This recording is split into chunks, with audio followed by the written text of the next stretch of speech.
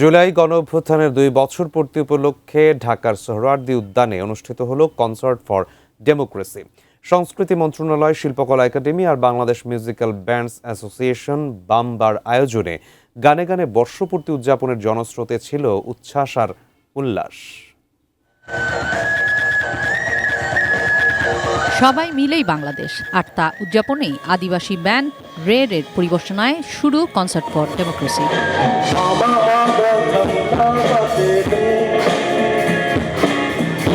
নতুন পুরনো মিলিয়ে 7 ব্যান্ডের পরিবেশনায় সোহরাওয়ার্দীর ময়দান ছিল সুরের মূর্ছনায় মুখর। বৃষ্টি শুরুতে কিছুটা বাদ সাধলেও আটকে রাখতে পারেনি তারুণ্যের উচ্ছ্বাস।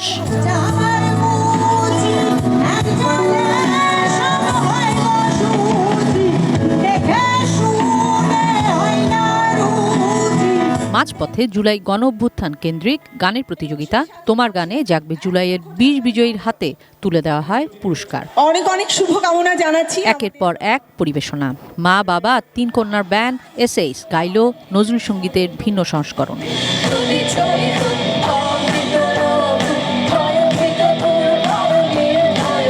জুলাই আন্দোলনে গান ছিল প্রতিবাদের ভাষা। 2 বছর পর সুরে সুরে স্বাধীনতা, গণতন্ত্র আর সহনশীলতার বার্তা আবারও ছড়িয়ে দিতে কনসার্ট ফর ডেমোক্রেসিতে শিল্পীদের সাথে কণ্ঠ মিলিয়েছিল পুরো সোহরাওয়ার্দী উদ্যান।